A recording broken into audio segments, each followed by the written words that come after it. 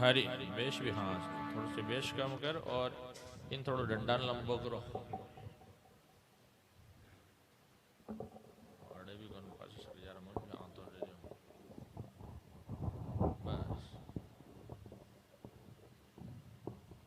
पास sir कर दो थोड़ा सा वाह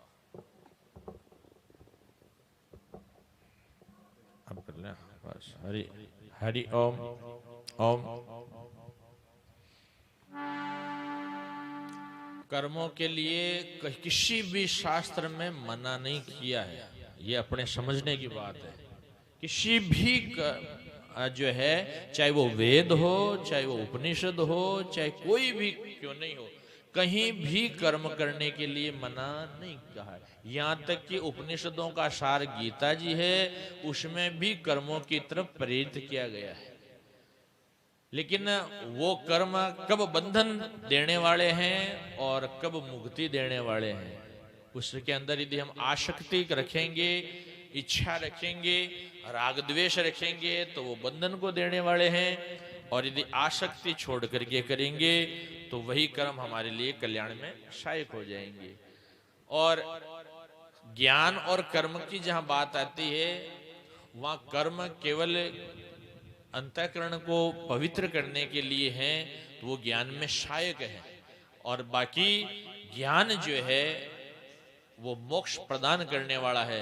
लेकिन यदि आप सोचें कि कर्मों को निर्मूल कर दे हम ज्ञान की प्राप्ति कर लें तो तुम्हारा 7 पीढ़ी भी आ जाए ना तो ज्ञान कभी होगा ही नहीं।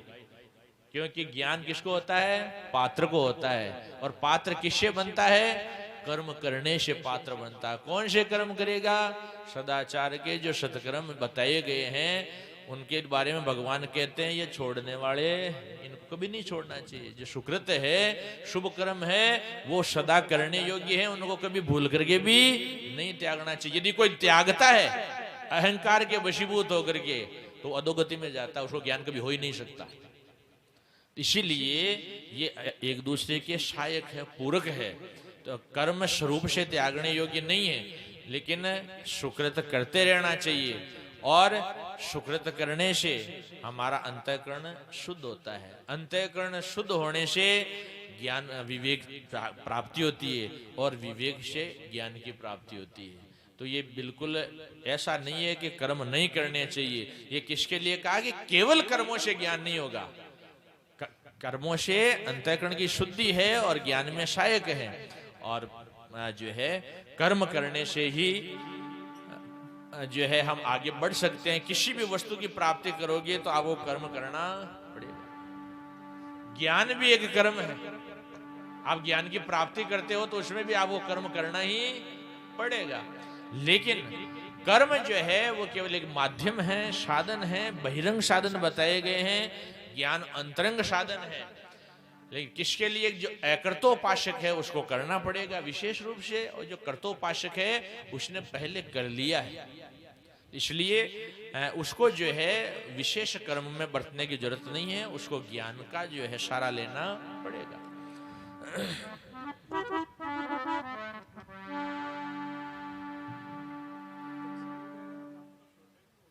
होगा और शरीर रहेगा ही नहीं। यदि आप कर्म छोड़ देगो स्वरूप से यदि आप कर्म छोड़ते हैं तो शरीर रहेगा ही नहीं। अपने उठना बैठना सोना खाना पीना ये सब कर्म है। उसको छोड़ते ही आपका शरीर जो है वो रहेगा नहीं। इसलिए कर्म स्वरूप से नहीं त्यागे जाते हैं। कर्मों से आसक्ति त्यागी जाती है। कर्मों में जो फल की इच्छा है उसको त्यागा जाता है राग को त्यागा जाता है बाकी कर्म स्वरूप से त्याज्य नहीं है। और जो कर्तोपासक है उसने पहले खूब कर्म उपासना की है इसलिए उसका अंतःकरण शुद्ध है। इसलिए उसके विशेष कर्म में नहीं बरत करके और ज्ञान में बरतना चाहिए। बोलो सदगुरु भगवान की शंकर भगवान